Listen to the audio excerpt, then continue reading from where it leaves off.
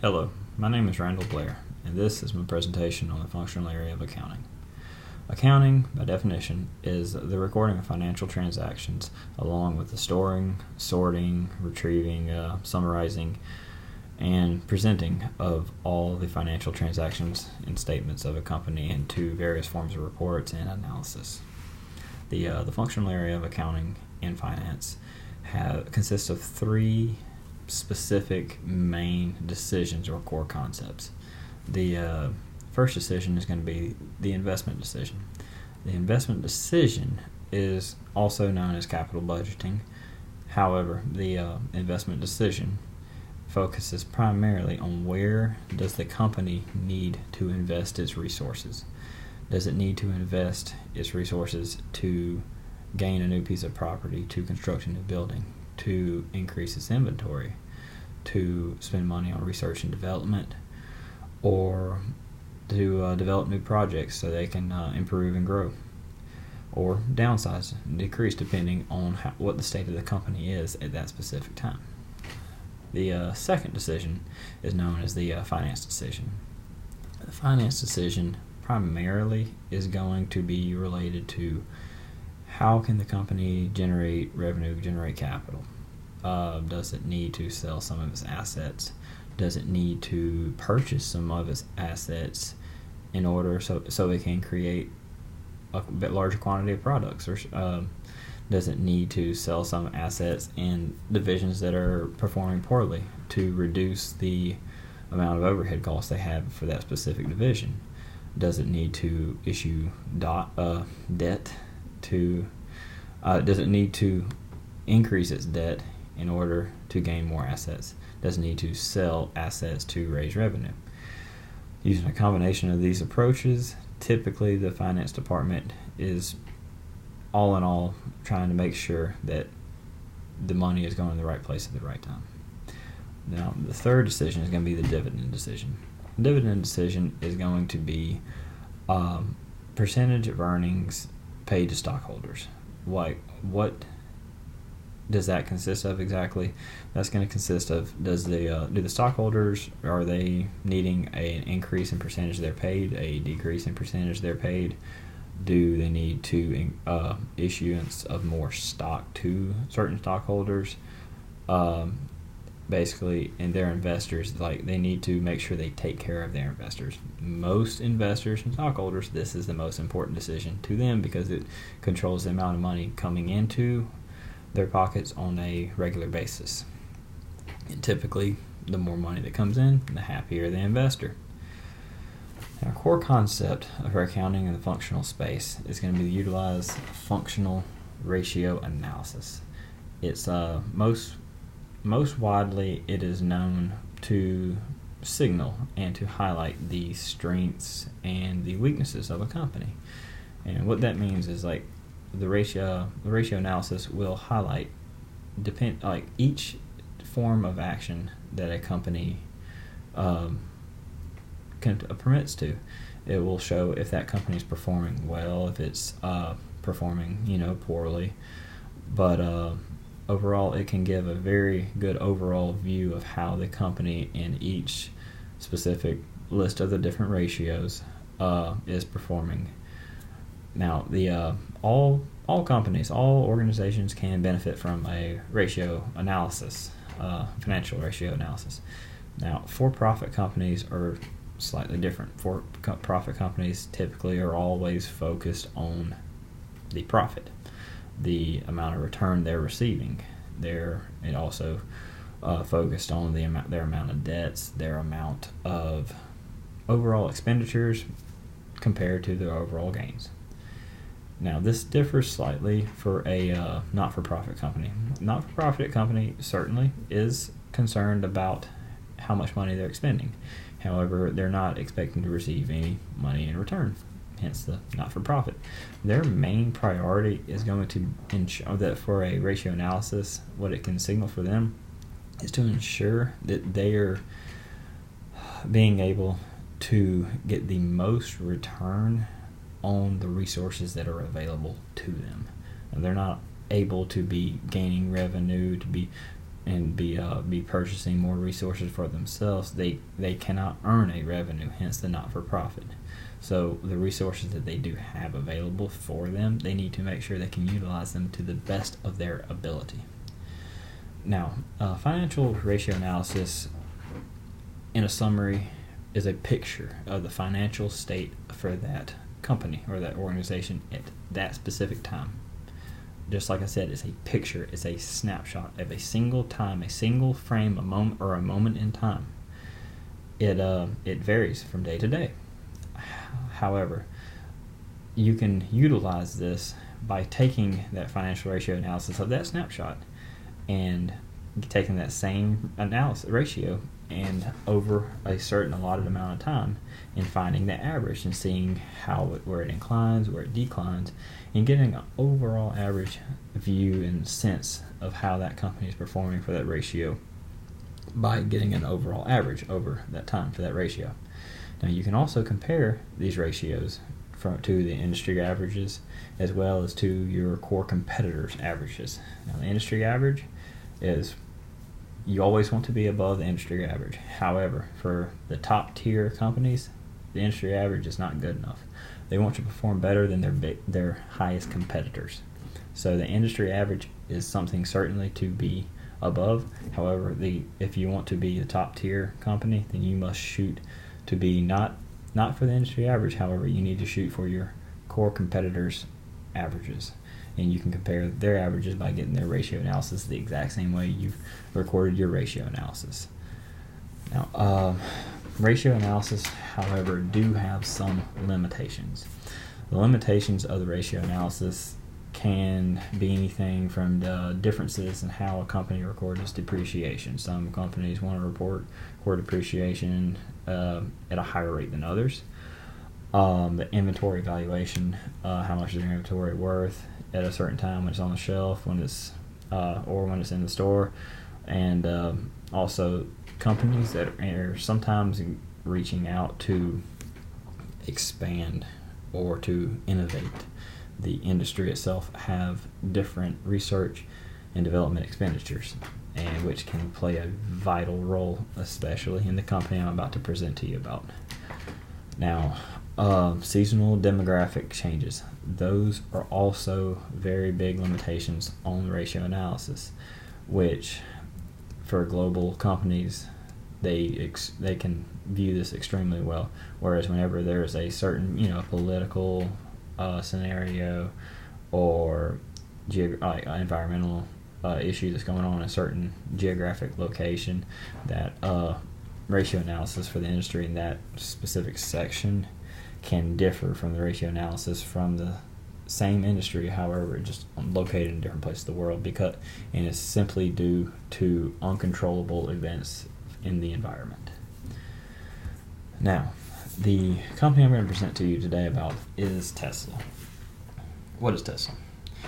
What do they do? What do they make? Where they're located? Who owns it? Who runs it? Okay. Now, Tesla is the leading edge in innovation of electric cars. They're listed under the automobile industry, which, Ford, GMC, Chevrolet, Jeep, BMW, all these great car manufacturers are all in competition with Tesla. Tesla is slightly different, though.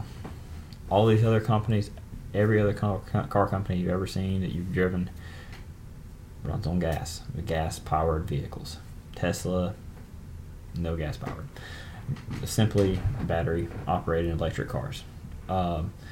It's a company that's realistically a first of its kind, and they're definitely a first of its kind, and they're almost in a field of their own. However, they still must compete with the other car companies globally. Tesla is located over in the western portion of the United States. However, they are expanding quickly. The company is run and owned by the CEO, Elon Musk. Now, Elon Musk is a very, very bright individual, and he makes some very incredible stuff. Tesla is one example. Now, the development of Tesla started with a vision.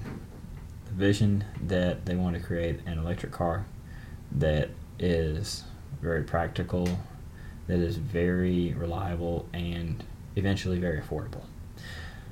The view of Tesla, they know that the future must eventually change to alternative energy. That's because oil and gasoline is a limited resource. It's not an unlimited resource.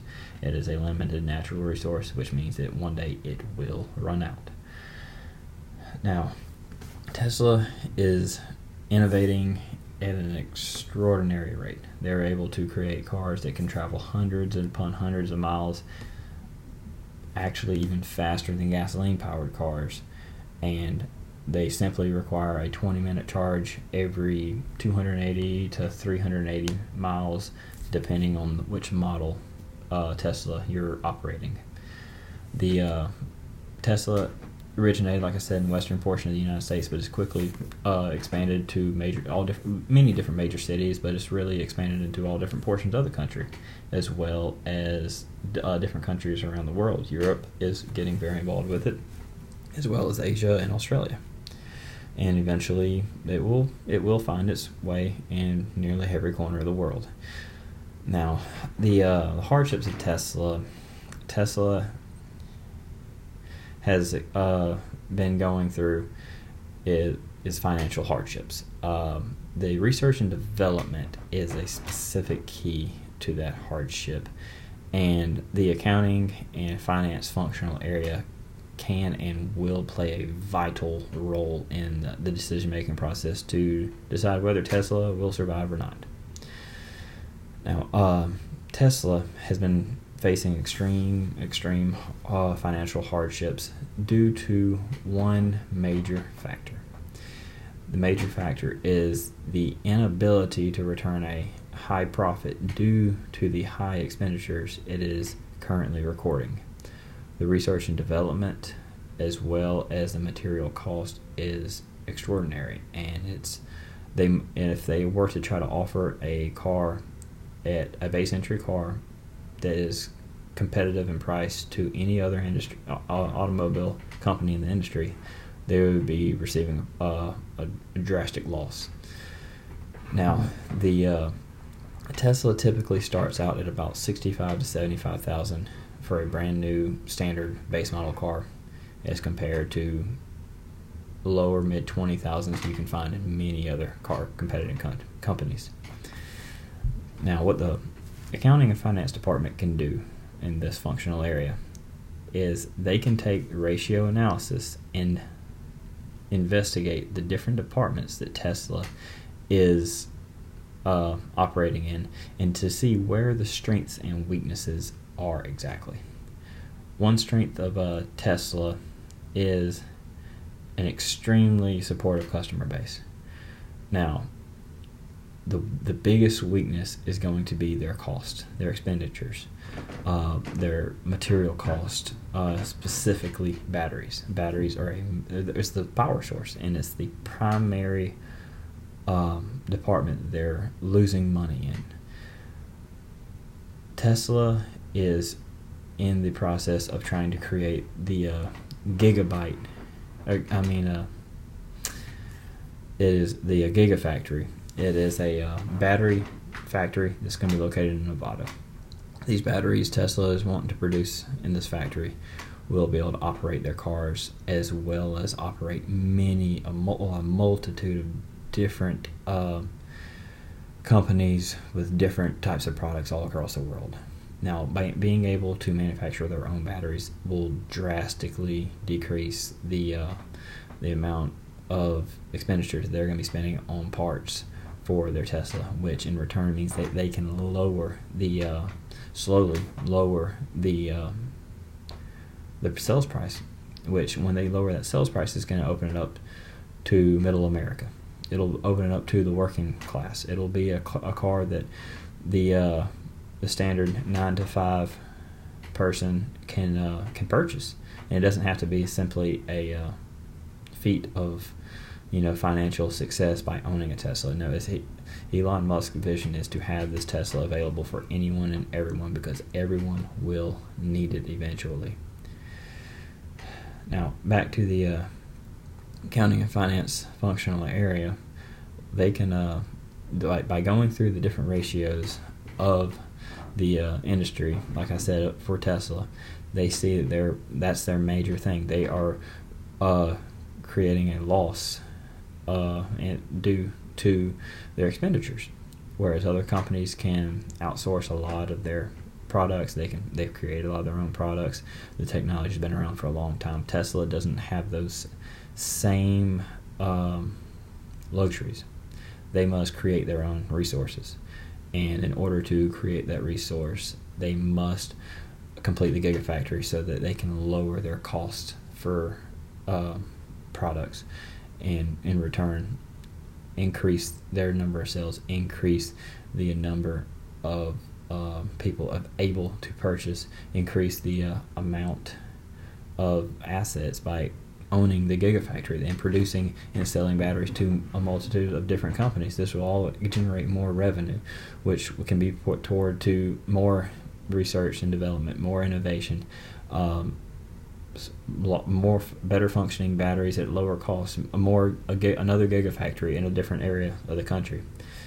All of this can be found through the ratio analysis, because the ratio analysis highlights the weaknesses of that company. The primary weakness is the amount of money they must spend in order to produce their products. How can they make this view a reality? The functional area of accounting must present this information to the company executives, primarily Elon Musk.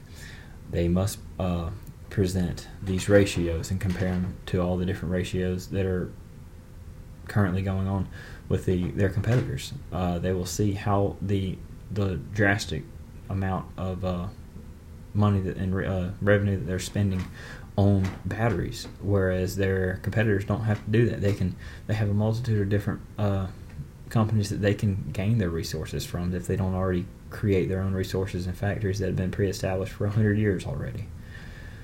Now, the functional area of accounting and finance must demonstrate to the executives how important it is that their primary weakness must be attacked with everything they have.